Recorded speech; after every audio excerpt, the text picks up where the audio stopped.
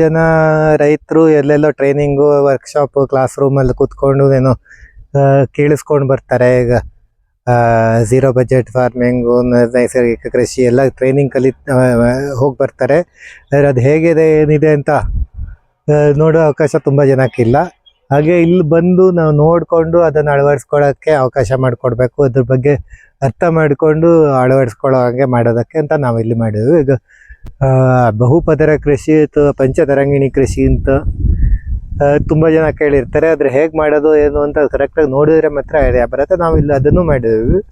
ಬಾಳೆ ಮತ್ತು ಬಾಳೆಗೆ ಹೆಲ್ಪ್ ಆಗಲಿ ಅಂತ ಅಡಿಕೆಗೆ ಹೆಲ್ಪ್ ಆಗಲಿ ಅಂತ ಬಾಳೆ ಬೆಳೀತಾ ಇರೋದು ಮಧ್ಯದಲ್ಲಿ.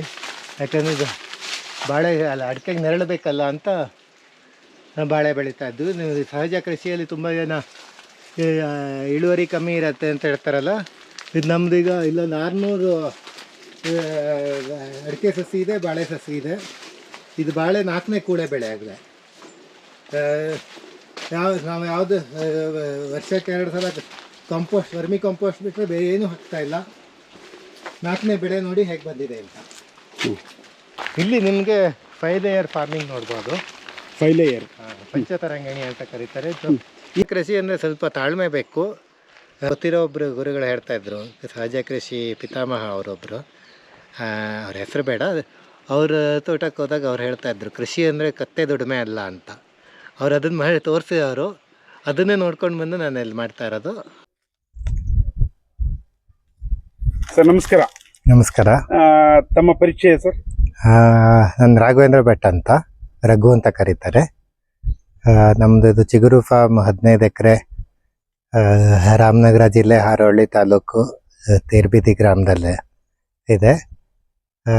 ಪೂರ್ತಿ ಸಾವಯವ ಕೃಷಿಗಿಂತ ನೈಸರ್ಗಿಕ ಅಥವಾ ಸಹಜ ಕೃಷಿ ಮಾಡಿಕೊಂಡು ಇದ್ವಿ. ಮತ್ತು ಇಲ್ಲಿ ರೈತರಿಗೆ ಮತ್ತು ಶಾಲಾ ಮಕ್ಕಳಿಗೆ ಎಲ್ಲ ಶೈಕ್ಷಣಿಕ ಪ್ರವಾಸ ಮತ್ತು ನೈಸರ್ಗಿಕ ಕೃಷಿ ಹೇಗೆ ಮಾಡೋದು ಅಂತ ತಿಳಿಸ್ಕೊಡುವಂಥ ಕೆಲಸ ಮಾಡ್ತಾಯಿದ್ವಿ. ಅಗ್ರಿ ಟೂರಿಸಮ್ ಅಥವಾ ಕೃಷಿ ಪ್ರವಾಸೋದ್ಯಮವನ್ನು ನಡೆಸ್ಕೊಂಡು ಬರ್ತಾಯಿದ್ವಿ ಇಲ್ಲಿ. ಓಕೆ, ಓವರಾಲ್ ಏನು 5 ಲೇಯರ್ ಕೃಷಿ ಬಗ್ಗೆ ನಿಮ್ಮ ತೋಟದಲ್ಲಿ ಅಳವಡಿಸ್ಕೊಂಡಿದ್ದೀರಾ ಅಂತ ಕೇಳ್ಪಟ್ಟೆ. ಅದೇ ಈಗ ತುಂಬ ಜನ ರೈತರು ಎಲ್ಲೆಲ್ಲೋ ಟ್ರೈನಿಂಗು ವರ್ಕ್ಶಾಪು ಕ್ಲಾಸ್ ರೂಮಲ್ಲಿ ಕೂತ್ಕೊಂಡು ಏನೋ ಕೇಳಿಸ್ಕೊಂಡು ಬರ್ತಾರೆ. ಈಗ ಝೀರೋ ಬಜೆಟ್ ಫಾರ್ಮಿಂಗು, ನೈಸರ್ಗಿಕ ಕೃಷಿ ಎಲ್ಲ ಟ್ರೈನಿಂಗ್ ಹೋಗಿ ಬರ್ತಾರೆ. ಆದರೆ ಅದು ಹೇಗಿದೆ ಏನಿದೆ ಅಂತ ನೋಡೋ ಅವಕಾಶ ತುಂಬ ಜನಕ್ಕಿಲ್ಲ. ಹಾಗೆ ಇಲ್ಲಿ ಬಂದು ನಾವು ನೋಡಿಕೊಂಡು ಅದನ್ನು ಅಳವಡಿಸ್ಕೊಳ್ಳೋಕ್ಕೆ ಅವಕಾಶ ಮಾಡಿಕೊಡ್ಬೇಕು. ಅದ್ರ ಬಗ್ಗೆ ಅರ್ಥ ಮಾಡಿಕೊಂಡು ಅಳವಡಿಸ್ಕೊಳ್ಳೋ ಹಾಗೆ ಮಾಡೋದಕ್ಕೆ ಅಂತ ನಾವು ಇಲ್ಲಿ ಮಾಡಿದ್ವಿ. ಈಗ ಬಹುಪದರ ಕೃಷಿ ಅಥವಾ ಪಂಚತರಂಗಿಣಿ ಕೃಷಿ ಅಂತ ತುಂಬ ಜನ ಕೇಳಿರ್ತಾರೆ. ಆದರೆ ಹೇಗೆ ಮಾಡೋದು ಏನು ಅಂತ ಕರೆಕ್ಟಾಗಿ ನೋಡಿದ್ರೆ ಮಾತ್ರ ಐಡಿಯಾ ಬರುತ್ತೆ. ನಾವು ಇಲ್ಲಿ ಅದನ್ನು ಮಾಡಿದ್ವಿ. ಅದೇ ಉದಾಹರಣೆಗೆ ನಾನು ಆವಾಗಲೇ ತೋರಿಸಿದಾಗೆ ಸುತ್ತಲೂ ತೇಗದ ಮರ, ಆಮೇಲೆ ಮಧ್ಯದಲ್ಲಿ ಲಿಚ್ಚಿ, ತೆಂಗು, ಆಮೇಲೆ ನಿಂಬೆ ಅದೆಲ್ಲ ಇದೆ. ಆಮೇಲೆ ಅದ್ರ ಪಕ್ಕ ಕೆಳಗಡೆ ನವಣೆ ಬೆಳೆದಿದ್ವಿ. ಅದಕ್ಕೆ ನೆಕ್ಸ್ಟು ಅರಿಶಿನ ಬೆಳೆದಿದ್ವಿ, ಅದು ಭೂಮಿ ಒಳಗಾಯಿತು. ಈಗ 5 ಪದರಗಳು ಬಂತು. ಕೆಲವರು 7 ಪದರ ಮಾಡುವವರು ಇರ್ತಾರೆ. ನಮ್ದು 5ರವರೆಗೆ ಮಾಡಿದ್ವಿ. ನಾವು ಅದನ್ನು ನೋಡಿಕೊಂಡು ತಿಳ್ಕೊಂಡು ಅಳವಡಿಸ್ಕೊಳ್ಬೋದು ಅಂತ ಆಸೆ ಇರೋದು. ಹಾಗಾಗಿ ಅದನ್ನು ತೋರಿಸಿ ನಾವು ರೈತರಿಗೆ ಅದರ ಶಿಕ್ಷಣವನ್ನು ಕೊಡ್ತಾ ಇದ್ದೀವಿ. ಎಲ್ಲಿ ಇರೋದು ಸರ್ ಇದು ಫಾರ್ಮ್? ಆಗಲೇ ಹೇಳಿದಂಗೆ ರಾಮನಗರ ಜಿಲ್ಲೆ, ಹಾರೋಹಳ್ಳಿ ತಾಲೂಕು, ತೇರ್ಬೀದಿ ಗ್ರಾಮ. ನಿಮ್ಮ ಫಾರ್ಮ್ ತೋರಿಸ್ಬೋದಾ ಈಗ? ಹಾಂ, ಖಂಡಿತ.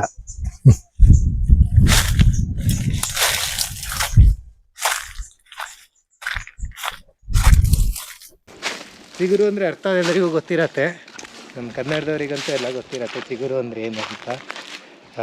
ಹೊಸ ಎಲೆಗಳು ಬರೋದು, ಹೆಚ್ಚಾಗಿ ಯುಗಾದಿಯಲ್ಲಿ ಎಲೆಗಳು ಬರುತ್ತಲ್ಲ, ಹೊಸ ಚಿಗುರು ಬರುತ್ತಲ್ಲ, ಅದರ ಖುಷಿಗೋಸ್ಕರ ಹೆಸರಿಟ್ಟಿರೋದು. ಓಕೆ,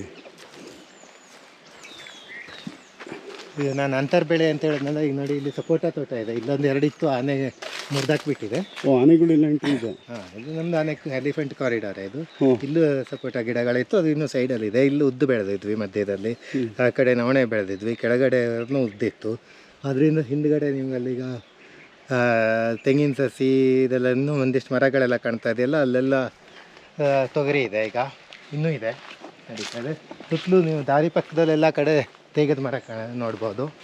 ಸುಮಾರು ಒಂದು 400 ಮರಗಳಿದೆ ಎಲ್ಲ ಸುತ್ತಲೂ ಬಾರ್ಡರಲ್ಲಿ ಮತ್ತು ದಾರಿ ಪಕ್ಕ ಎಲ್ಲ ತೆಗೆದ ಮರ ಇದೆ. ಎಷ್ಟು ತೆಗೆದ ಮರ ಇದೆ? ಮೇಲೆ ಹೋದರೆ ನಮ್ಮದು ವ್ಯೂ ಕಾಣಿಸುತ್ತೆ, ಸುತ್ತಲೂ ಕಾಡಿನ ವ್ಯೂ ಕಾಣಿಸುತ್ತೆ. ಇದು ನಮ್ಮದು ಬಾಳೆ ಸಪೋಟ ಮತ್ತು ಅಡಿಕೆ 3 ಇದೆ ಇಲ್ಲಿ. ಅಡಿಕೆ ಮರ ಇನ್ನೂ ಚಿಕ್ಕ ಇದು 3 ವರ್ಷ ಆಯಿತು ಅಷ್ಟೇ. ಈ ಬಾಳೆ ಮತ್ತು ಬಾಳೆಗೆ ಹೆಲ್ಪ್ ಆಗಲಿ ಅಂತ ಅಡಿಕೆಗೆ ಹೆಲ್ಪ್ ಆಗಲಿ ಅಂತ ಬಾಳೆ ಬೆಳೀತಾ ಇರೋದು ಮಧ್ಯದಲ್ಲಿ. ಯಾಕಂದರೆ ಇದು ಅಡಿಕೆಗೆ ನೆರಳು ಬೇಕಲ್ಲ ಅಂತ ಬಾಳೆ ಬೆಳೀತಾ ಇದ್ದು. ನೀವು ಸಹಜ ಕೃಷಿಯಲ್ಲಿ ತುಂಬ ಜನ ಇಳುವರಿ ಕಮ್ಮಿ ಇರುತ್ತೆ ಅಂತ ಹೇಳ್ತಾರಲ್ಲ, ಇದು ನಮ್ಮದು ಈಗ ಇಲ್ಲೊಂದು 600 ಅಡಿಕೆ ಸಸಿ ಇದೆ, ಬಾಳೆ ಸಸಿ ಇದೆ. ಇದು ಬಾಳೆ 4ನೇ ಕೂಳೆ ಬೆಳೆ ಆಗಿದೆ. ನಾವು ಯಾವುದು ವರ್ಷಕ್ಕೆ 2 ಸಲ ವರ್ಮಿ ಕಂಪೋಸ್ಟ್ ಬಿಟ್ಟರೆ ಬೇರೆ ಏನೂ ಹಾಕ್ತಾ ಇಲ್ಲ. 4ನೇ ಬೆಳೆ ನೋಡಿ ಹೇಗೆ ಬಂದಿದೆ ಅಂತ. ಒಂದು ಏಲಕ್ಕಿ ಬೆಳೆ ಇಲ್ಲಿ ನೋಡ್ಬೋದು, ಕುನೆ 6-7 kg ಆರಾಮಾಗಿ ಬರ್ತಾ ಇದೆ 4ನೇ ಬೆಳೆಗೆ. ಏನಂದರೆ ಏನೂ ಮಾಡಿಲ್ಲ ನಾವು. ಇನ್ನು ಗೊಬ್ಬರ ಬೇರೆ ವರ್ಮಿ ಕಂಪೋಸ್ಟ್ ಅಂತ ಹಾಕ್ತೀವಿ ವರ್ಷಕ್ಕೆ 2 ಸಲ ಅಷ್ಟೇ. ಅದು ಬಿಟ್ಟರೆ ಈ ಸಲ ಬಯೋಚಾರ್ ಪ್ರಯೋಗ ಮಾಡ್ತಾ ಇದ್ದು, ಅದರದ್ದು ಇನ್ನೂ ಗೊತ್ತಿಲ್ಲ. ಈಗ ಇತ್ತೀಚೆಗಷ್ಟೇ 1 ತಿಂಗಳಾಯಿತು ಹಾಕಿ. ಇದೆಲ್ಲ ಕಂಪೋಸ್ಟ್ ಹಾಕಿರೋದು ಕಾಣಿಸ್ತಾ ಇದೆ ನಿಮಗೆ.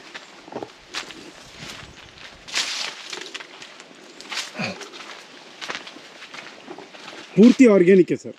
ಹೌದು, ಆದಷ್ಟು ಈ ನಮ್ಮದು ಸಹಜ ಕೃಷಿಯಲ್ಲಿ ಬರೀ ಆರ್ಗ್ಯಾನಿಕ್ ಅಷ್ಟೇ ಇಲ್ಲ. ಈಗ ಆರ್ಗ್ಯಾನಿಕ್ ಫಾರ್ಮಿಂಗ್ ಅಂದರೆ ನೀವು ಹೊರಗಿಂದ ಈಗ ಆರ್ಗ್ಯಾನಿಕ್ ಗೊಬ್ಬರಗಳಾಗಲಿ ಯಾವುದು ಪೆಸ್ಟಿಸೈಡ್ ಆಗಲಿ ಯಾವ್ದು ಬೇಕಾದರೂ ತೊಗೊಂಡು ಬಂದು ನೀವು ಆರ್ಗ್ಯಾನಿಕ್ ಫಾರ್ಮಿಂಗ್ ಮಾಡ್ಬೋದು.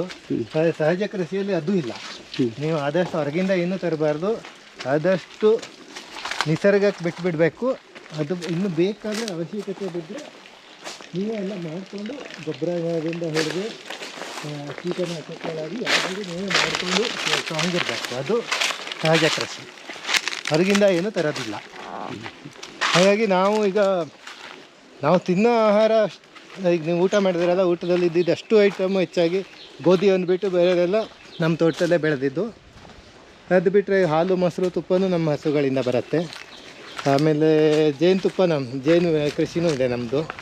ಹಾಗಾಗಿ ಅದು ಅಷ್ಟೇ ನಮ್ಮದೇ ಇಲ್ಲಿಂದನೇ ಬರುತ್ತೆ.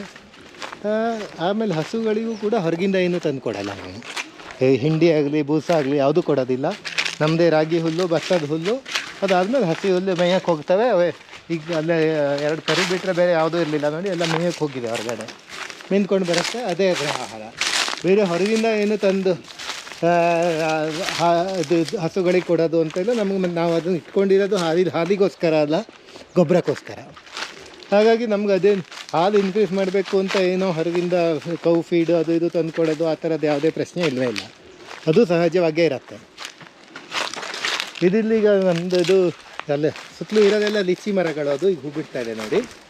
ಅದು ಬಿಟ್ಟರೆ ಇದೀಗ ನಮ್ಮದು ಇದು ಅಕ್ಷಯಕಲ್ಪ ಇದೆಲ್ಲ ಹೂ ಬಿಡ್ತಾ ಇದೆ ನೋಡಿ, ಎಷ್ಟು ಶುರುವಾಗ್ತಾ ಇದೆ. ಇದು ಈ ಬಾಕ್ಸ್ಗಳೆಲ್ಲ ಅಕ್ಷಯಕಲ್ಪ ಮಾದರಿಯಲ್ಲಿ ತರಕಾರಿ ಬೆಳೀತಾ ಇರೋದು. ಇಲ್ಲೀಗ ಟೊಮೆಟೊ ಹಾಕಿವಿ, ಬೆಂಡೆ ಹಾಕಿವಿ, ಎಲ್ಲ ಮಿಕ್ಸ್ಡ್. ಅದು ಆ ಕಡೆ ಕೊತ್ತಂಬರಿ ಇದೆ ನೋಡಿ, ಹೂ ಬಿಡ್ತಾ ಇದೆ ಅಲ್ಲಿ. ಆ ಥರ ಇಲ್ಲಿ ನೋಡಿ, ಇದು ಬೆಂಡೆ ಈಗ ಹೊಸದಾಗಿ ಹಾಕಿರೋದು. ಆ ಬಾಕ್ಸಲ್ಲಿ ಇತ್ತು, ಅಲ್ಲೆಲ್ಲ ಒಣಗಿದೆ ನೋಡಿ, ಕಡ್ಡಿ ಥರ ಕಾಣಿಸ್ತಾ ಇದೆಯಲ್ಲ, ಅದರಿಂದನೇ ನಾವೇ ಬೀಜನೂ ಅಷ್ಟೇ ನಾವು ಹೊರಗಿಂದ ಫಸ್ಟ್ ಟೈಮ್ ಮಾತ್ರ ಹೊರಗಿಂದ ತರೋದು. ಈಗ ಅದನ್ನು ನಾವೇ ಮಾಡ್ಕೊಳ್ಳೋಕೆ ಶುರು ಮಾಡಿದ್ದೀವಿ. ಈಗ ಇಲ್ಲಿ ಶುಂಠಿ ಹಾಕಿದಾಗಲೇ ಈ ಕಡೆ ತೆಗಿಬೇಕು ಸ್ವಲ್ಪ. ಇಲ್ಲಿ ಈ ಬಾಕ್ಸಲ್ಲಿ ಶುಂಠಿನೂ ಇದೆ, ಸೊಪ್ಪಿದೆ ಎಲ್ಲ. ಈಗ ಯಾಕೆಂದರೆ ಶುಂಠಿ ಸೀಸನ್ನಲ್ಲಿ ಮಾತ್ರ ಮೊಳಕೆ ಬರುತ್ತೆ, ಅಲ್ಲಿವರೆಗೆ ಮೊಳಕೆ ಬರೋಲ್ಲ. ಅದು ಹಾಗೆ ಇರುತ್ತೆ. ಆ ಟೈಮಲ್ಲಿ ಆ ಜಾಗನ ನಾವು ಬೇರೆದಕ್ಕೆ ಸೊಪ್ಪಿಗೆಲ್ಲ ಉಪಯೋಗಿಸ್ಬೋದು. ಹಾಗಾಗಿ ಸೊಪ್ಪು ಹಾಕಿದ್ವಿ ಇಲ್ಲಿ. ಈ ಸೊಪ್ಪು ಕೊಯ್ಲು ಮುಗಿಯೋ ಅಷ್ಟರಲ್ಲಿ ಅದು ಮೊಳಕೆ ಬರೋಕ್ಕೆ ಶುರುವಾಗುತ್ತೆ. ಅರೌಂಡ್ ಮೇ ಟೈಮಲ್ಲಿ ಅದು ಮೊಳಕೆ ಬರೋಕ್ಕೆ ಶುರುವಾಗುತ್ತೆ, ಕರೆಕ್ಟ್ ಆಗುತ್ತೆ. ಅದು ಬಿಟ್ಟರೆ ಆ ಕಡೆ ಈಗ ಅಲ್ಲಿ ಹೋದ ವರ್ಷ ಅಲ್ಲಿ ಶುಂಠಿ ಇತ್ತು, ಈಗ ಅಲ್ಲಿ ಟೊಮೆಟೊ ಮತ್ತು ಕ್ಯಾರೆಟ್ ಹಾಕೋ ಪ್ಲ್ಯಾನ್ ಇದೆ. ಬದನೆ ಗಿಡ ಕಾಣಿಸ್ತಾ ಇದೆ ನಿಮಗೆ, ಆರೋ ರೂಟ್ ಇದೆ ಅಲ್ಲಿ. ಆ ಕಡೆ ಗೆಣಸು ಇತ್ತು, ಮುಗಿದಿದೆ ಈಗ. ಹಸಿಮೆಣಸಿನ್ಕಾಯಿ ಈಗ ಅಷ್ಟೇ ಮುಗಿದಿದೆ, ಗಿಡ ಕಾಣಿಸ್ತಾ ಇದೆ ಇನ್ನು. ಸೊ ಎಲ್ಲ ಒಟ್ಟಿಗೆ ಎಲ್ಲ ತರಕಾರಿಗಳನ್ನು ಒಟ್ಟಿಗೆ ಬೆಳೆಸ್ಬೋದು ಒಂದೇ ಜಾಗದಲ್ಲಿ. ಇದು ಅಕ್ಷಯಕಲ್ಪದವ್ರ ಹತ್ರ ಕಲ್ತ್ಕೊಂಡು ಬಂದಿದ್ದು. ಓಕೆ. ಅಂದರೆ ಇದು ನಿಮಗೆ ಮಾತ್ರ, ನಾನು ಮಾರಾಟ ಆ ಥರದಕ್ಕಾಗಲ್ಲ ಅದು ಅಲ್ಲ? ಹಂಗೆ ಅಂದರೆ ಇಂಡೈರೆಕ್ಟ್ ಆಗಿ ಮಾರಾಟ ಆಗತ್ತೆ. ಯಾಕಂದರೆ ನಮ್ಮಲ್ಲಿ ವರ್ಷಕ್ಕೆ ಸುಮಾರು ಸ್ಕೂಲ್ ಟ್ರಿಪ್ ಎಲ್ಲ ಸೇರಿಸಿ 2,000 ಮೇಲೆ ಜನ ಬರ್ತಾರೆ. ಹಾಂ, ಈ ಅಷ್ಟು ತೋಟಕ್ಕೆ. ಜನಕ್ಕೂ ಇಲ್ಲಿಂದಲೇ ಆಹಾರ ಒದಗಿಸೋದ್ರಿಂದ ಅವರು ದುಡ್ಡು ಕೊಟ್ಟು ಬಂದು ಊಟ ಮಾಡೋದ್ರಿಂದ ಇಂಡೈರೆಕ್ಟಾಗಿ ಅದೇ ಸೇಲ್ ಆಗೋಗತ್ತೆ. ಹಾಂ, ಹಾಗೆ. ನಾವು ಡೈರೆಕ್ಟಾಗಿ ಅವ್ರಿಗೆ ಕೊಡದೇ ಇದ್ದರೂ ಇಂಡೈರೆಕ್ಟ್ ನಾವು ಇಲ್ಲೇ ಅಡುಗೆ ಮಾಡಿ ಹಾಕೋದ್ರಿಂದ ಅದೇ ಆಗತ್ತೆ.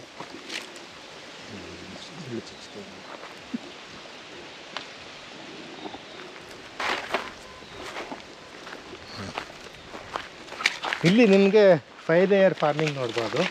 5 ಲೇಯರ್ ಪಂಚತರಂಗಿಣಿ ಅಂತ ಕರೀತಾರೆ. ಏನಂತ ಒಂದು ಸಣ್ಣದಾಗಿ ಎಕ್ಸ್ಪ್ಲೇನ್ ಮಾಡ್ಬೋದಾ ಸರ್? ಅಂತ ಹೇಳ್ತಾರಲ್ಲ, ಈಗ ನೋಡಿ ಸೈಡಲ್ಲೆಲ್ಲ ತೇಗದ ಮರ ಇದೆ ಟೀಕು ಬದುಗಳಲ್ಲಿ. ಅದ್ರದ್ದು ಜೊತೆಗೆ ಹೆರಳೆಕಾಯಿ, ನಿಂಬೆ ಅದೆಲ್ಲ ಇದೆ. ಇಲ್ಲಿ ಲಿಚಿ ಮರಗಳಿದೆ, ತೆಂಗಿನ ಸಸಿ ಇದೆ, ತೆಂಗಿದೆ, ನಿಂಬೆ ಇದೆ. ಇಲ್ಲಿ ನವಣೆ ಬೆಳೆದಿದ್ವಿ. ಇಲ್ಲೆಲ್ಲ ನೋಡಿ ನವಣೆ ಆಗಲೇ ಒಕ್ಕರೆ ಎಲ್ಲ ಆಗೋಗಿದೆ. ಅದ್ರ ನವಣೆ ಗೊತ್ತಾಗತ್ತೆ ನೋಡಿ. ಅದು ಲಾಸ್ಟಿಗೆ ಅದ್ರ ಕೆಳಗಡೆ ಅರ್ಶಿಣ ಕೊಯ್ಲಾಗಿದೆ ನೋಡಿ. ಇದಿಷ್ಟೇ ಜಾಗದಲ್ಲಿ ನಮಗೊಂದು 1.5 ಕ್ವಿಂಟಲ್ ಬಂತು ಅರ್ಶಿಣ ಈ ಸಲ.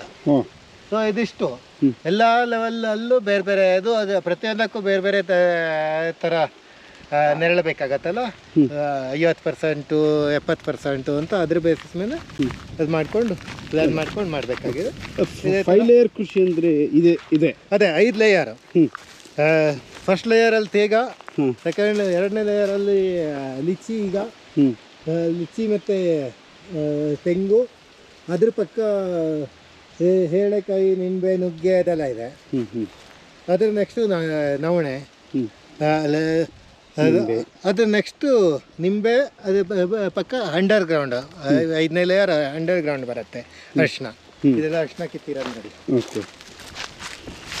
ಸೊ ಬಹುತೇಕ ಈ ಥರ ಮಾಡಿದರೆ ಕೃಷಿಗೆ ಹಾಂ, ಇದು ಎಲ್ಲ ಲೆವೆಲಲ್ಲೂ ಉಪಯೋಗಿಸ್ಬೋದು. ಇದ್ರ ಸ್ಮೆಲ್ ನೋಡಿ, ಅಷ್ಟು ದೂರದಿಂದನೇ ಬರ್ತಾ ಇದೆಯಲ್ಲ ಸ್ಮೆಲ್ಲು. ಆ ಕಡೆ ತೊಗರಿ ಅದು. ಇದು ಅಷ್ಟೇ, ತೆಂಗಿನ ಮರದ ಸಸಿಗಳಿದೆ, ಅದ್ರ ಮಧ್ಯದಲ್ಲಿ ತೊಗರಿ ಬೆಳೆದಿರೋದು. ಈಗ ಮುಗ್ದಿದೆ, ಕೊಯ್ಲು ಆಗಿದೆ, ಸ್ವಲ್ಪ ಉಳ್ಕೊಂಡಿದೆ. ಈ ಸೀಸನ್ ಮುಗೀತು. ಇದೇನು ಸರ್? ಇದು ಸೋಲಾರ್ ಟ್ರ್ಯಾಪ್. ಇದು ಈ ನಿಮ್ಮ ತೆಂಗಿನ ಮರಕ್ಕೆ ಕೊಕೊನಟ್ ಬೀಟಲ್ ಬರುತ್ತಲ್ಲ, ರೈನೋಸೆರಸ್ ಬೀಟಲ್ ಅಂತ. ಈಗ ಇದು ಕೋತಿ ಏನೋ ಬೀಳಿಸ್ಬಿಟ್ಟಿದೆ. ಇದು ಲೈಟ್ ಬರುತ್ತೆ ಇದರಲ್ಲಿ. ನಿಮ್ಮ ಇದ್ರ ಕಡೆಯವರೇ ಅಲ್ಲಿ ಕರಿಬಸಪ್ಪ ಅಂತ ಅವರು ಮಾಡೋದು ಇದು. ಈಗ ಮತ್ತೆ ಇದು ಚೇಂಜ್ ಮಾಡಬೇಕು, ಇದು ಕೋತಿಯನ್ನು ಉರುಳಿಸ್ಬಿಟ್ಟಿದೆ. ಇದು ಸೋಲಾರ್ ಟ್ರ್ಯಾಪ್. ಸಾಯಂಕಾಲ ಹೊತ್ತು ಆನ್ ಆಗತ್ತೆ. ಕೊಕೊನಟ್ ಬೀಟಲ್ ಅದು ಮಾಡಿ ಅದಕ್ಕೆ ಅಟ್ರಾಕ್ಟ್ ಆಗತ್ತೆ. ಇದರಲ್ಲಿ ನೀರಿರುತ್ತೆ, ಅದು ಬಂದು ಇಲ್ಲಿ ಬೀಳತ್ತೆ. ಹಾಗಾಗಿ ಅದ್ರದ್ದು ಕಂಟ್ರೋಲ್ ಆಗತ್ತೆ ಕೊಕೊನಟ್ ಬೀಟಲ್. ಓಕೆ, ಅಂದರೆ ಇದಕ್ಕೆ ಇದು ಮಾಡೋದು ತಪ್ಪುತ್ತೆ ಅಂತ ಕೃಷಿ ಮೇಲೆ. ಹೌದು, ಗಿಡ ಹಾಳಾಗಲ್ಲ. ಅದು ಕಾಂಡ ಕೊರಿ ಅಷ್ಟೇ ಆ್ಯಕ್ಚುಲಿ.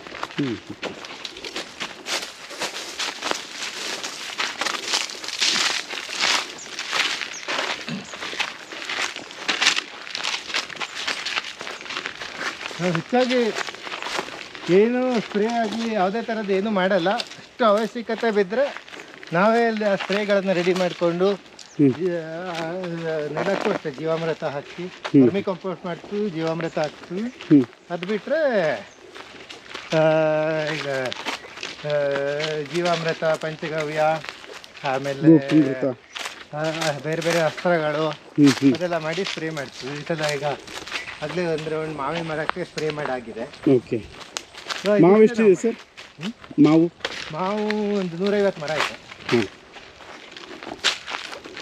ನೀವು ಮ್ಯಾಂಗೋ ಪಿಕಲ್ಸ್ ಇವೆಂಟ್ ಕೂಡ ಮಾಡ್ತೀರಲ್ಲ? ಹಾಂ, ಮ್ಯಾಂಗೋ ಪಿಕ್ಕಿಂಗ್ ಇವೆಂಟ್ ಅಂತ ಮಾಡ್ತೀವಿ ನಾವು. ಅಂದರೆ ಇಲ್ಲೇ ಬಂದು ಅವರೇ ಕಿತ್ಕೊಂಡು ಹೋಗೋದು? ಹೌದು, ಸುಮಾರು ನಮ್ಮ ಭಾರತದಲ್ಲಿ ನಾವೇ ಫಸ್ಟ್ ಶುರು ಮಾಡಿದ್ದು ಮ್ಯಾಂಗೋ ಪಿಕ್ಕಿಂಗ್ ಇವೆಂಟ್. ಈಗ ಬೇರೆಯವರು ಮಾಡ್ತಾ ಇದ್ದಾರೆ. ಏನು ಕಾನ್ಸೆಪ್ಟ್ ಆ್ಯಕ್ಚುಲಿ? 2014ರಲ್ಲಿ ಶುರು ಮಾಡಿದ್ದು.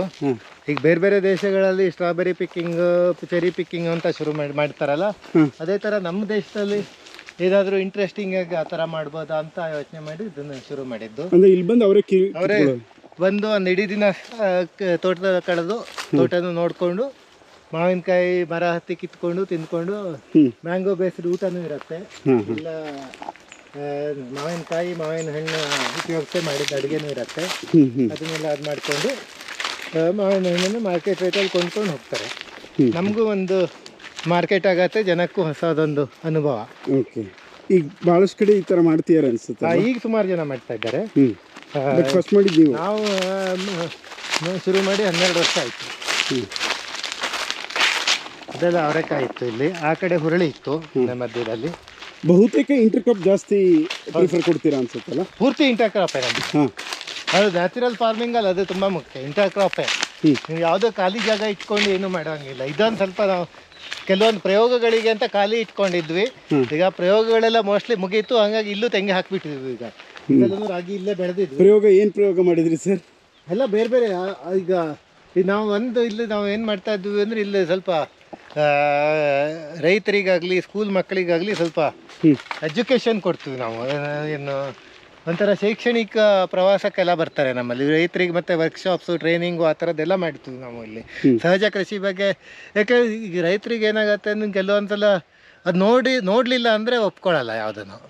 ಸುಮ್ಮನೆ ಯಾರು ಎಷ್ಟೋ ಭಾಷಣ ಮಾಡ್ಬೋದು, ಏನೋ ಕ್ಲಾಸ್ ರೂಮಲ್ಲಿ ಟ್ರೈನಿಂಗ್ ಕೊಡ್ಬೋದು, ಫೋಟೋ ತೋರಿಸ್ಬೋದು, ಅದಕ್ಕೆ ಬಂದು ನೋಡಿದ್ರೆ ಮಾತ್ರ ಕನ್ವಿನ್ಸ್ ಆಗ್ತಾರೆ, ಇದು ಹೌದು ನಿಜವಾಗ್ಲೂ ಮಾಡ್ಬೋದು ಅಂತ. ನಾವು ಆ ಥರದಕ್ಕೊಂದು ಪ್ರಯೋಗಗಳು ಮಾಡ್ತಾನೆ ಇರ್ತಿದ್ವಿ. ಈಗ ಉದಾಹರಣೆಗೆ ರಾಗಿ ಬೆಳೆಯೋರು, ಹೆಚ್ಚಾಗಿ ರಾಗಿ ಬೆಳೆಯೋರು ಏನು ಹೇಳ್ತಾರೆ, ಖಾಲಿ ಜಾಗ ಬೇಕು. ಇಲ್ಲ ಅಕ್ಕಪಕ್ಕನೇ ನೋಡಿದ್ವಿ ನಾವು ಹೊಸದಾಗಿ ಬಂದಾಗ. ಫಸ್ಟು ರಾಗಿ ಬೆಳಿಬೇಕು ಅಂತ ಫಸ್ಟ್ ಮಾಡಿದ್ದು ಮಧ್ಯದಲ್ಲಿ ಇದ್ದಿದ್ದು 3 ಹೊಂಗೆ ಮರ ಕಡ್ದು ಹಾಕಿದ್ರು, ನೆರಳಾಗಿ ಹೋಗತ್ತೆ ಅಂತ. ಆಮೇಲೆ ರಾಗಿ ಬೆಳೆಯಲಿಲ್ಲ, ಅದು ಬೇರೆ ಪ್ರಶ್ನೆ. ಮರ ಕಡಿಯೋದು ಫಸ್ಟ್ ಮಾಡಿದ್ರು. ನಾವು ಅದಕ್ಕೆ ತೋರಿಸ್ಬೇಕು, ಏನು ತೋರಿಸ್ಬೇಕು, ನಾವು ಅಲ್ಲಿ ರಾಗಿ ಬೆಳೆದ್ರೆ ಹೆಂಗಾಗತ್ತೆ, ಇಲ್ಲಿ ರಾಗಿ ಬೆಳೆದ್ರೆ ಹೇಗಾಗತ್ತೆ, ಖಾಲಿ ಜಾಗದಲ್ಲಿ ಏನು ವ್ಯತ್ಯಾಸ ಆಗತ್ತೋ ಇಲ್ವೋ ನೋಡಿ ಅಂತ. ಈ ಥರದ್ದೆಲ್ಲ ಈಗ ಸುಮಾರು ಎಕ್ಸ್ಪೆರಿಮೆಂಟ್ ಮಾಡಿ ಡಾಕ್ಯುಮೆಂಟ್ ಮಾಡಿದ್ದೀವಿ ನಾವು. ಅದನ್ನು ಈಗ ಪ್ರೂಫ್ ಕೇಳಿದ್ರೆ ಇದೆ ನಮ್ಮ ಹತ್ರ. ಓಕೆ, ಈ ಥರದಕ್ಕೆಲ್ಲ ಸ್ವಲ್ಪ ಜಾಗ ಇಟ್ಕೊಂಡಿದ್ವಿ. ಈಗ ಅದು ಇನ್ನೂ ಅವಶ್ಯಕತೆ ಇಲ್ಲ. ಇನ್ನು ದೊಡ್ಡದಾಗಕ್ಕೆ ಇನ್ನೊಂದು 2-3 ವರ್ಷ ಬೇಕು ಇಲ್ಲಿ ನೆರಳಾಗಕ್ಕೆ. ಅಲ್ಲಿವರೆಗೂ ನೆರಳು ಇರಲ್ಲ. ಮತ್ತು ನಮಗೆ ಈಗ ಏನು ಪ್ರೂವ್ ಮಾಡಬೇಕಿತ್ತು, ಏನು ಪ್ರಯೋಗ ಮಾಡಬೇಕಿತ್ತು ಅದಾಗಿದೆ. ಈಗ ಅದಕ್ಕೆ ಅಲ್ಲಿ ತೆಂಗಿನ ಸಸಿ ಹಾಕ್ಬೇಕು. ಈಗ ಬಹುತೇಕ ಎಲ್ಲ 5 ಲೇಯರು ಅದನ್ನೆಲ್ಲ ಪುಸ್ತಕದಲ್ಲಿ ನೋಡಿರ್ತಾರೆ. ಈಗ ಇಲ್ಲಿ ಬಂದು ಪ್ರಾಕ್ಟಿಕಲ್ ಆಗಿ ನೋಡ್ಬೋದು ಅನ್ಸುತ್ತೆ. ನಮ್ದು ಅದೇ ಐಡಿಯಾ ಇದ್ದಿದ್ದು, ಬಂದು ನೋಡ್ಕೊಂಡು ಅರ್ಥ ಮಾಡ್ಕೋಬೋದು. ಸುಮ್ಮನೆ ಇಲ್ಲದಿದ್ರೆ ಏನೋ ಒಂದು ಇಮ್ಯಾಜಿನ್ ಮಾಡ್ಕೊಂಡಿರ್ತಾರೆ, ಅದೇನು ಅಂತ ಇನ್ನೂ ಅರ್ಥ ಆಗಿರಲ್ಲ. ಈಗಿಲ್ಲ ಇನ್ನೊಂದು ನೀವು ಸಹಜ ಕೃಷಿಲಿ ಫುಡ್ ಫಾರೆಸ್ಟ್ ಅಂತ ಕೇಳಿರ್ತಾರೆ. ಇದು ಫುಡ್ ಫಾರೆಸ್ಟ್ ಅಂತ ನೀವು ಆಹಾರ ಕಾಡು ಅಂತ ಕನ್ನಡದಲ್ಲಿ ಕರೀತಾರೆ. ಇಲ್ಲಿಂದ ಅಲ್ಲಿ ತನಕ ಸುಮಾರು ತೋಟದ ಮಧ್ಯದಲ್ಲಿ ಇದೆ, ಸುಮಾರು 1.5-2 ಎಕರೆ ಹತ್ರ ಇದೆ ಇದು. ಇಲ್ಲೂ ಅಷ್ಟೇ ಫುಡ್ ಫಾರೆಸ್ಟ್ ಅಂದರೆ ಏನು ಹೇಗೆ ಅಂತ. ಇಲ್ಲಿ ಫಾರೆಸ್ಟ್ ಮರಗಳು, ಕಾಡಿನ ಮರಗಳು ಇದೆ, ಹಣ್ಣಿನ ಮರಗಳಿದೆ, ಎಲ್ಲ ಸೇರಿಸಿ ಒಟ್ಟಿಗೆ ಮಾಡ್ತಾ ಇದ್ವಿ. ಅದು ಒಂದು 40 ವೆರೈಟಿ ಹಣ್ಣಿನ ಗಿಡ ಇದರಲ್ಲ ಸರ್? 40 ವೆರೈಟಿ ಇದೆ ಇದರಲ್ಲಿ? 40 ವೆರೈಟಿ ಹಣ್ಣಿನ ಗಿಡ ಇಲ್ಲಿಂದ ಅಲ್ಲಿ ತನಕ ಇದೆ. ಬೇರೆ ಬೇರೆ ವೆರೈಟಿ. ಅದು ಯಾವ ಥರ ಸೆಲೆಕ್ಟ್ ಮಾಡೋದು ಅಂದರೆ, ಇಡೀ ವರ್ಷ ಯಾವುದಾದ್ರೂ ಹಣ್ಣು ಇರಲೇಬೇಕು. ಇದು ಎಲ್ಲರಿಗೂ ಕಿತ್ಕೊಂಡು ತಿನ್ನೋಕ್ಕೆ, ಪ್ರಾಣಿ ಪಕ್ಷಿಗಳಿಂದ ಹಿಡಿದು ಇದರಿಂದ ಕ್ರಿಮಿಕೀಟಗಳಿಂದ ಹಿಡಿದು ನಮ್ಮನ್ನು ಸೇರಿಸಿ ಯಾರು ಬೇಕಾದರೂ ಕಿತ್ಕೊಂಡು ತಿನ್ಬೋದು. ಏನು ಸೀಸನಲ್ಲಿ ಏನಿದೆಯೋ ಅದನ್ನು ಕಿತ್ಕೊಂಡು ತಿನ್ಬೋದು. ಇಡೀ ವರ್ಷ ಏನಾದರೂ ಸಿಗತ್ತೆ ಅಂತ. ಹಾಗಾಗಿ ಅವರೆಲ್ಲ ಎಲ್ಲೂ ಇಲ್ಲಿಗೆ ಬಂದು ಅಭ್ಯಾಸ ಆಗಿರುತ್ತೆ. ನಮ್ಮ ಕಮರ್ಷಿಯಲ್ ಬೆಳೆಗೆ ಏನೂ ತೊಂದರೆ ಆಗಲ್ಲ ಅಂತ. ಓಕೆ, ಇದು ಕಮರ್ಷಿಯಲ್ ಬೆಳೆ ಅಲ್ಲ ಹಾಗಿದ್ರೆ? ಇದು ಕಮರ್ಷಿಯಲ್ ಬೆಳೆ ಅಲ್ಲ. ಈ ಫುಡ್ ಫಾರೆಸ್ಟ್ ಯಾವುದು ಕಮರ್ಷಿಯಲ್ ಬೆಳೆ ಅಲ್ಲ. ಇದು ಬರೀ ಏನು ನಮ್ಮ ನಿಸರ್ಗಕ್ಕೆ ಅಂತ ಬಿಟ್ಟಿರೋದು. ನಮಗೆ ಇದರಿಂದಾಗಿ ನಾವೀಗ ಪೆಸ್ಟ್ ಕಂಟ್ರೋಲ್ ಮಾಡಬೇಕಾಗಿಲ್ಲ. ನಮ್ದೀಗ ಈ ಅವರೇ ಆಗಲಿ ತೊಗರಿ ಆಗಲಿ ಸಿಕ್ಕಾಪಟ್ಟೆ ಹುಳಗಳು ಬರ್ತವೆ, ಎಲ್ಲರಿಗೂ ಗೊತ್ತಿರತ್ತೆ. ಸುಮಾರು ಯಾವುದೇ ಥರ ಕಾಳು. ಇದು ನಾವು ಹೊಸದಾಗಿ ಶುರು ಮಾಡಿದಾಗ ನಮ್ಮಲ್ಲಿ ಸಿಕ್ಕಾಪಟ್ಟೆ ಸುಮಾರು 1/4 ಬರೀ ಹುಳಗಳೇ ಆಗ್ತಾ ಇದ್ವು. ಈಗ ನೋಡಿದ್ರೆ ಒಂದು 20% ಹುಳ ಇರಲ್ಲ. ನಾವು ಇನ್ನೇನು ಮಾಡೋದು, ನಾವು ಬೀಜ ಬಿತ್ತನೆ ಮಾಡೋದು, ಕೊಯ್ಲು ಮಾಡೋದು ಅಷ್ಟೇ. ಇದರಿಂದ ಇದು ಪೆಸ್ಟ್ ಕಂಟ್ರೋಲ್ ಆಗ. ನಾವು ಬರೀ ಬೀಜ ಬಿತ್ತನೆ ಮಾಡೋದು, ಕೊಯ್ಲು ಮಾಡೋದು, ನಮ್ಗೆ ಏನು ತೊಂದರೆ ಆಗಲ್ಲ, ಏನು ಖರ್ಚಿಲ್ಲ, ಏನು ಕೆಲಸ ಇಲ್ಲ. ಅದು ಬೀಜನೂ ನಮ್ಮದೇ ಅಲ್ಲ. ಪ್ರಾಕ್ಟಿಕಲ್ ಅನುಭವ ಆಯ್ತಾ ಸರ್? ಹೌದು. ಈಗ ಲಾಸ್ಟ್ 4-5 ವರ್ಷದಿಂದ ನಾನು ಬಂದವರಿಗೂ ತೋರಿಸ್ತಾ ಇದ್ದಿದ್ದು ಅದನ್ನು. ಮುಂಚೆ ಯಾವ ಥರ ಇತ್ತು, ಈಗ ಹೇಗಾಗಿದೆ ಅಂತ ನಮ್ಮದೇ ಸ್ವಂತ ಅನುಭವ ಇದೆ. ಓಕೆ, ನೀವೆಲ್ಲಾದ್ರೂ ಹೋಗಿ ಸಜೆಸ್ಟ್ ಮಾಡಿದ್ರ ಸರ್ ಈ ಥರದ್ದು ಹಿಂಗಾಗಿದೆ ಈ ಥರ ಮಾಡಿ ಅಂತ? ಆ ಥರ ಈಗ ಈಗ ತುಂಬ ಕಡೆ ವರ್ಕ್ಶಾಪು ಟ್ರೈನಿಂಗು ಲೆಕ್ಚರು ಆ ಥರ ಕೊಡ್ತಾ ಇರ್ತೀನಿ, ಎಲ್ಲ ಎಕ್ಸ್ಪ್ಲೈನ್ ಮಾಡ್ತಾ ಇರ್ತೀನಿ. ಜನನೇ ನನಗೆ ಒಂದು ಇರೋದು ಅಂದರೆ ನಾವು ಹೋಗಿ ಎಷ್ಟೇ ಎಕ್ಸ್ಪ್ಲೋರ್ ಮಾಡಿ ಎಷ್ಟೇ ಭಾಷಣ ಮಾಡಿದ್ರು ಜನನೇ ಇಲ್ಲಿ ಬಂದು ನೋಡಿದ್ರೆ ಬೇರೆ ಇದು ಅಂತ. ಹಾಗಾಗಿ ಆದಷ್ಟು ಇಲ್ಲೇ ಬಂದು ನೋಡಿ ನಾನು ಎಷ್ಟು ಬೇಕಾದರೂ ಎಕ್ಸ್ಪ್ಲೈನ್ ಮಾಡ್ತೀನಿ, ತೋರಿಸ್ತೀನಿ, ಪ್ರೂವ್ ಮಾಡ್ತೀನಿ ಅಂತ. ಇದು ಸರ್ ಇದೆಲ್ಲ ಗೋಡಂಬಿ, ಅಂದರೆ ಆ ಕಡೆ ಅವಕಾಡೋ ಇದೆ, ಅದು ಈಗ ದೊಡ್ಡದಾಗ್ತಾ ಇದೆ. ಇನ್ನು ಈ ವರ್ಷದಿಂದ ಫಲ ಬರ್ತಾ ಇದೆ. ಅದು ಅಲ್ಲೊಂದು 25 ಅವಕಾಡೋ ಮರ ಇದೆ. ಗೋಡಂಬಿ ಅವಕಾಡೋ ಇದೆಲ್ಲ ಕಮರ್ಷಿಯಲ್ ಬೇಸ್ಡ್? ಹಾಂ, ಇದೆಲ್ಲ ಕಮರ್ಷಿಯಲ್. ಅಡಿಕೆ ಕೂಡ ಹಾಕಿದ್ದೀರಾ? ಹಾಂ, ಅಡಿಕೆ ಇದು ಅಷ್ಟೊಂದು ಚೆನ್ನಾಗಿ ಬಂದಿಲ್ಲ. ಇದು ಹಳೇದು, ನಾವು ತೋಟ ತೊಗೊಳ್ಬೇಕಾದ್ರೆ ಇದ್ದಿದ್ದು ತುಂಬ ಹಳೆ ಮರಗಳು. ಇದೆಲ್ಲ ಮುಗೀತು ಸುಮಾರು. ಒಂದು 2 ವರ್ಷದ ಹಿಂದೆ ಬರಗಾಲ ಬಂದಿತ್ತಲ್ಲ, ಅವಾಗ ತುಂಬ ಈಗ ಅದ್ರ ಮಧ್ಯದಲ್ಲಿ ನಾವು ಭತ್ತ ಬೆಳೆಯೋಕ್ಕೆ ಶುರು ಮಾಡಿಬಿಟ್ಟು. ಓಕೆ, ಇದ್ರ ಮಧ್ಯೆ ಇದ್ರ ಮಧ್ಯೆ ಅಲ್ಲಿ ಕೆಳಗಡೆ ಎಲ್ಲ ಅಷ್ಟೇ ಅಲ್ಲಿ ಭತ್ತ ಈಗಿಲ್ಲ. ಇದೇ ಥರ ಅರಿಶಿನ ಅಲ್ಲೇ ಮೇಲೆ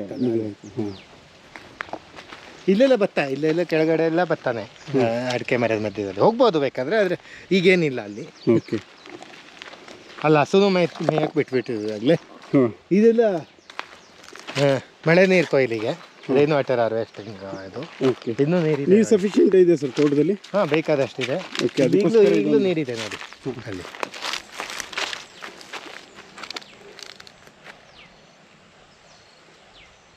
ಸಫಿಷಿಯೆಂಟಾಗಿ ಏನು ಬೇಕೆಲ್ಲ ಅದನ್ನು ಮಾಡ್ಕೊಂಡಿದ್ದೀರಾ ಇಲ್ಲಿ ಬಟ್ ವ್ಯವಸ್ಥೆ? ಹಾಂ, ಅದೇ ಮುಖ್ಯವಾಗಿರೋದು. ನಮಗೇನು ಬೇಕೋ ಅದು ನಾವು ತಿನ್ನೋದು, ನಾವು ಬೆಳಿಬೇಕು, ನಾವು ಬೆಳೆದಿದ್ದ ನಾವು ತಿನ್ನಬೇಕು.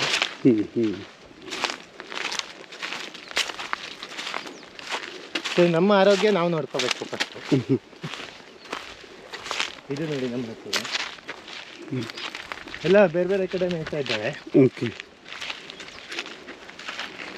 ಸೊ ಸುತ್ತಮುತ್ತ ಭಾಳಷ್ಟು ಜನ ಬಂದು ಇಲ್ಲಿ ನೋಡ್ಕೊಂಡು ಹೋಗ್ತಾರೆ ನಿಮ್ಮ ಪದ್ಧತಿ ಅಂತೆಲ್ಲ? ತುಂಬ ಜನ ಬರ್ತಾರೆ. ಆರ್ಗ್ಯಾನಿಕ್ ಆಗಿ ಬೆಳೆದಿರೋ ಇಲ್ಲ ಅಂತ ರೈತರು ಕೃಷಿ ಪ್ರವಾಸಕ್ಕೂ ಬರ್ತಾರೆ. ನಮ್ಮಲ್ಲಿ ಬಂದು ಹೋದವರು ನಮ್ಮ ಕಸ್ಟಮರು ಆಗ್ತಾರೆ, ನಮ್ಮ ಪ್ರಾಡಕ್ಟ್ಸ್ ಬೈ ಮಾಡ್ತಾರೆ ರೆಗ್ಯುಲರ್ ಆಗಿ. ಏನು ಭೈರವ, ಏನು ಮುದ್ದು ಮಾಡಬೇಕಾ ನಿಮಗೆ? ಬಾ ಬಾರೋ, ನನ್ನ ಹತ್ರ ಏನೂ ಇಲ್ಲ ಕೊಡೋಕ್ಕೆ. ಏನೂ ಇಲ್ವಾ? ಅಯ್ಯ ಎಷ್ಟಿದೆ ಸರ್ ಹಸು? ಹತ್ತಿದೆ ಈಗ ಕರುಗಳು ಸೇರಿಸಿ. ಏನು ಭೈರವ, ಒಂದು 6 ತಿಂಗಳು. ಇದು ಗೀರು.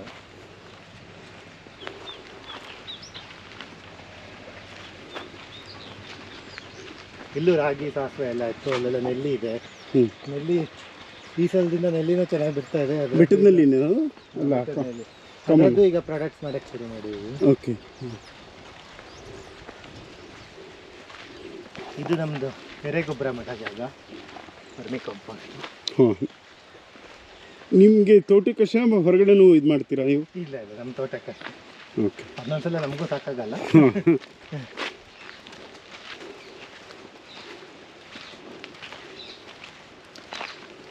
ಎಷ್ಟು ವರ್ಷ ಆಯ್ತು ಸರ್ ಇದು ನೀವು ತೋಟ? ನಾವು ಶುರು ಮಾಡಿ 12 ವರ್ಷ ಆಯಿತು.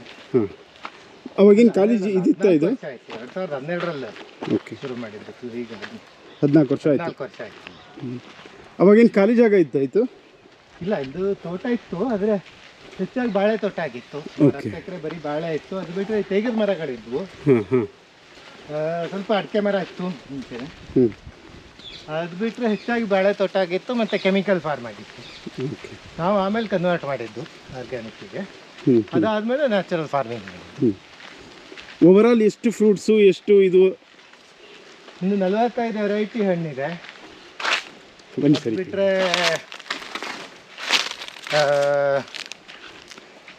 ಬೇರೆ ಫೀಲ್ಡ್ ಕ್ರಾಪ್ಸ್ ಹೆಚ್ಚಾಗೆಲ್ಲ ನಾವೇ ಬೆಳೀತೀವಿ. ಎಲ್ಲ ಗದ್ದೆಗೆ ಇದರದೆಲ್ಲ ಕಾಳು ಬೆಳೆಗಳೆಲ್ಲ ನಾವೇ ಬೆಳೀತೀವಿ. ಅದು ಒಂದು 30 ವೆರೈಟಿ ಔಷಧಿ ಸಸ್ಯಗಳಿವೆ. ಅದು ಬಿಟ್ಟರೆ ಕಾಡಿನ ಮರಗಳು ತುಂಬ ಇದೆ. ನಾವು ಆದಷ್ಟು ಬಯೋಡೈವರ್ಸಿಟಿ, ಜೀವ ವೈವಿಧ್ಯ ಮಾಡಬೇಕು ಅಂತ, ಬೆಳೆಸಬೇಕು ಅಂತ. ಹಾಗಾಗಿ ಒಂದು 40-50 ವೆರೈಟಿ ಕಾಡಿನ ಗಿಡಗಳು ಇದೆ ಇಲ್ಲೇ ನಮ್ಮ ತೋಟದಲ್ಲೇ, ಬೇರೆ ಬೇರೆ ಥರ. ಅದನ್ನೆಲ್ಲ ನಾವೇ ನೆಟ್ಟು ಬೆಳೆಸಿರೋದು ಇದೆ. ಮುಂಚೆ ಇದ್ದಿದ್ದು ಜಾಸ್ತಿ ಏನಿಲ್ಲ. ಓವರಾಲ್ ಒಂದು 100 ವೆರೈಟೀಸ್ ಆಗುತ್ತೆ ಎಲ್ಲ ಸೇರಿದ್ರೆ? ಇನ್ನೂ ಜಾಸ್ತಿ ಆಗುತ್ತೆ, ಸುಮಾರು 120-130 ಆದರೂ ಆಗುತ್ತೆ. ಕಾಡು ಕೃಷಿ, ಫ್ರೂಟ್ಸು, ಅದು ಇದೆಲ್ಲ ಸೇರಿ ಎಲ್ಲ ಇನ್ನೂ ಜಾಸ್ತಿನೇ ಆಗುತ್ತೆ. ಓಕೆ, ಓವರಾಲ್ ಸಹಜ ಕೃಷಿ ಮಾಡೋರಿಗೆ, ನಮ್ಮ ರೈತರಿಗೆ ಏನು ಹೇಳಲಿಕ್ಕೆ ಇಷ್ಟಪಡ್ತೀರಾ? ಸಹಜ ಕೃಷಿ ಅಂದರೆ ಒಂದು, ನೀವು ಖಾಲಿ ಜಾಗದಿಂದ ಶುರು ಮಾಡಿದ್ರೆ ಅದು ಕನ್ವರ್ಷನಿಗೆ ಟೈಮ್ ಬೇಕಾಗತ್ತೆ. ನೀವು ಯಾಕೆಂದರೆ ಕೆಮಿಕಲ್ ಹಾಕಿ ಅಭ್ಯಾಸ ಆಗಿದ್ದರೆ ನೆಲಕ್ಕೆ ಅದು ಕನ್ಫ್ಯೂಸ್ ಆಗುತ್ತೆ. ಶುರು ಮಾಡಬೇಕು ಸ್ವಲ್ಪ ಪೇಷನ್ಸ್ ಬೇಕು. ಅದು ಮಧ್ಯದಲ್ಲಿ ಒಂದು ಸ್ವಲ್ಪ ನಿಮಗೆ ಇಳುವರಿ ಕಮ್ಮಿನೂ ಆಗ್ಬೋದು, ಖರ್ಚು ಅಷ್ಟು ಕಮ್ಮಿ ಆಗಲ್ಲ, ಇಳುವರಿ ಕಮ್ಮಿ ಆಗ್ಬೋದು. ಆಮೇಲೆ ನಿಧಾನಕ್ಕೆ ಇಳುವರಿ ಇಂಪ್ರೂವ್ ಆಗ್ತಾ ಬರುತ್ತೆ. ಎರಡನೇದಾಗಿ ನೀವು ಆದಷ್ಟು ನೀವು ತಿನ್ನೋ ವಸ್ತುಗಳನ್ನು ಬೆಳೆಯೋದ್ರ ಮೇಲೆ ಫೋಕಸ್ ಮಾಡಿ ಫಸ್ಟು. ಅದು ಬಿಟ್ಟು ಉಳಿದಿದ್ದನ್ನು ಮಾರ್ತಿದ್ವಿ ಅಂತ ಯೋಚನೆ ಮಾಡಿದರೆ ಆದಷ್ಟು ಒಳ್ಳೆಯದು. ನಾನೇನೋ ಫಸ್ಟ್ ಮಾರಾಟ ಮಾಡಿ ಆಮೇಲೆ ಎಲ್ಲ ದುಡ್ಡು ಕೊಡ್ತಾ ಇರ್ತೀನಿ ಅಂದರೆ ಆಗಲ್ಲ. ಇನ್ನು ಕೆಲವರು ಈಗ ಒಂದು ನಾನು ಭಾಳಷ್ಟು ಕಡೆ ಹೋದಾಗೆ ಅನಿಸಿದ್ದು, ಮತ್ತು ನಾವು ರೈತರ ಮಕ್ಕಳಾಗಿ ಯೋಚನೆ ಮಾಡಿ ಹೇಳ್ತಾ ಇರೋದು, ಈಗ ನಿಮ್ಮ ಒಂದು ಸಹಜ ಪ್ರಶ್ನೆ ಏನಂದರೆ, ನೀವು ಇಷ್ಟು ನೈಸರ್ಗಿಕವಾಗಿ ಮಾಡ್ತೀರೆಲ್ಲ ಮಾಡ್ತೀರಿ, ಬೆಳೆ ಕಡಿಮೆ ಆಗುತ್ತೆ ಅನ್ನೋದು ರೈತರ ಅಭಿಪ್ರಾಯ. ಸೊ ನಾವು ಗೊಬ್ಬರ ಹಾಕಲಿಲ್ಲ, ಈ ಥರದ್ದು ಹಾಕಿಲ್ಲ ಅಂದಾಗ ಬೆಳೆ ಕಡಿಮೆ ಬರುತ್ತೆ ಅಂತ ಒಂದು ಅಭಿಪ್ರಾಯ ಕೇಳಿಬರುತ್ತೆ. ನಿಮಗೂ ಕೇಳಿರ್ಬೋದು ಈ ಥರದ ರೈತರು. ಅದೇ ನಾನು ಈಗಷ್ಟೇ ಬಾಳೆ ತೋಟ ತೋರಿಸಿದ್ನಲ್ಲ, ಬಾಳೆ ಅಡಿಕೆ ಮರದ ಮಧ್ಯದಲ್ಲಿ ಬಾಳೆ ಹಾಕಿರೋದು.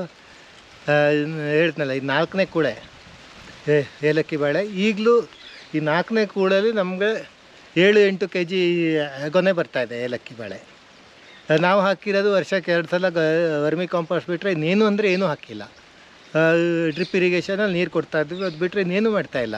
ನೀವು ನೋಡಿದ್ರಲ್ಲ, 4ನೇ ಬೆಳೆ ಹೆಚ್ಚಾಗಿ ಎಲ್ಲರೂ ಏನು ಮಾಡ್ತಾರೆ, 3ನೇ ಬೆಳೆ 2ನೇದು ಅಥವಾ 3ನೇ ಬೆಳೆ ಆದ ಕೂಡಲೇ ಕಡ್ದಾಕ್ಬಿಡ್ತಾರೆ ಬಾಳೆನ.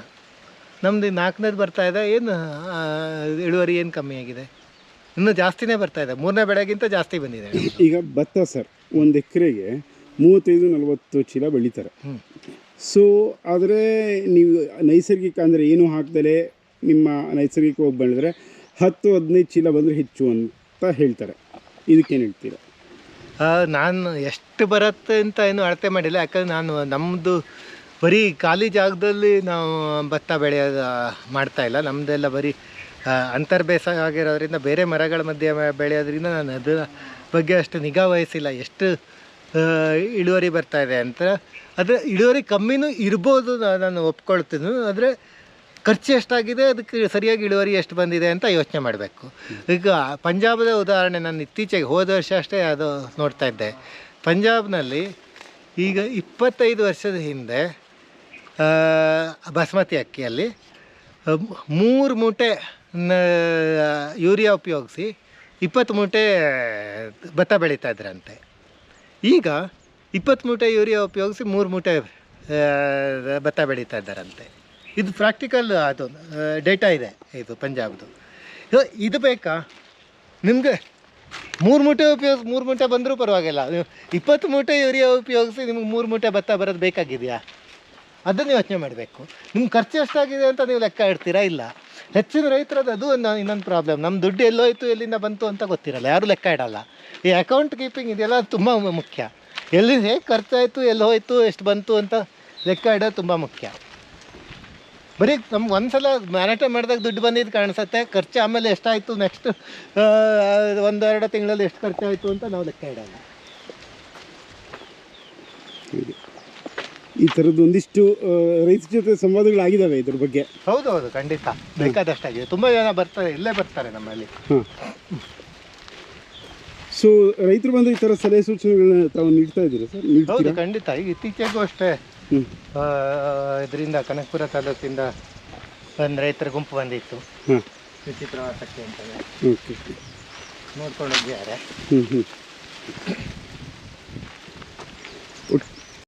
ಹಾಂ ಸರ್, ಓವರಾಲ್ ಈ ಸಹಜ ಕೃಷಿ ಬಗ್ಗೆ ತಮ್ಮ ಅಭಿಪ್ರಾಯ ರೈತರಿಗೆ ಹೇಳೋದಾದರೆ? ಅದೇ, ಈ ಸಹಜ ಕೃಷಿ ಅಂದರೆ ಸ್ವಲ್ಪ ತಾಳ್ಮೆ ಬೇಕು.